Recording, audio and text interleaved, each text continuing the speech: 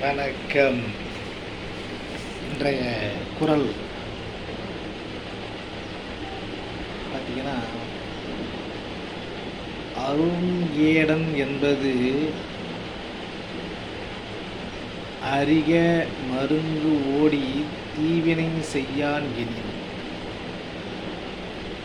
அதாவது இதுக்கு வள்ளுவருடைய கருத்து என்னன்னா, ஒருவன் தவறான வழியிலே சென்று தீய செயல்களில் இருப்பானால்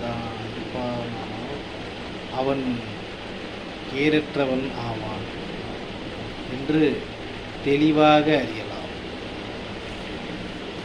அதாவது இதுக்கு நான் எழுதின கதை. திடீரென ரணசிங்கம் வீட்டில்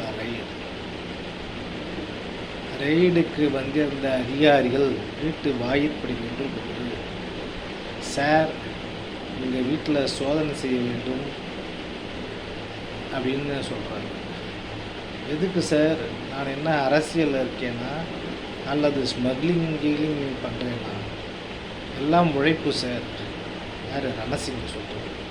தெரியும் சார், ஆனால் நீங்கள் ஒழுங்காக கணக்கு வச்சிருக்கான்னு சோதனை செய்யணும், அவ்வளோதான். அதிகாரி, சரி பார்த்துக்கோங்க, எல்லாம் பக்காவாக வச்சுருக்கேன். ரணசிங்கம் 3 மணி நேரம் சோதனை நடந்தது. எல்லாம் கரெக்டாக இருந்தது. அதிகாரிகள் வெறும் கையும் வெளியே வந்தனர். அப்பொழுது வள்ளுவர் வந்தார். ஒரு தீய வழியிலே சென்று தீய செயல்களை செய்யாதிருக்கும், அதனால் அவன் கேரற்றவன் ஆவான் என்று கூறினார். அதாவது இன்னைக்கு பெரிய பெரிய பணக்காரங்க வீட்டில் ரெய்டு நடக்குது சர்வசாதாரணமாகி போச்சு. அதுவும் அரசியல்வாதி வீட்டில் ரெய்டு நடக்குது ரொம்ப ரொம்ப சர்வசாதாரணமாகி போச்சு. அது அரசியல் பழிவாங்கன்னு கூட சொல்லுவாங்க. ஆனால் நல்லவங்க சம்பாதிச்சு கணக்கெல்லாம் கரெக்டாக காட்டுறவங்க வீட்டில் ரெய்டு நடக்குது. காரணம், அவங்க கரெக்டாக காட்டிடுறாங்க. ஆனால் இப்போ இருக்கிற அரசியலில் நல்லவங்க வீட்லேயும் ரெய்டு நடக்குது. நம்ம அது இல்லைன்னு சொல்ல முடியாது. அரசியல் பழிவாங்கல் கூட அது காரணமாக இருக்குது. ஆனால் நான் பொதுவாக என்ன சொல்கிறேன்னா, ஒரு கேடற்றவன் அப்படின்னா யாருன்னா, தீய செயல்கள் செய்யாமல் தீய செயல்கள் சென்று தீய செயல்கள் செய்யாமல் தீய செயல்கள் மூலியமாக சம்பாதிக்காதவன் கேடற்றவன் அப்படின்னு வள்ளுவர் சொல்கிறார்.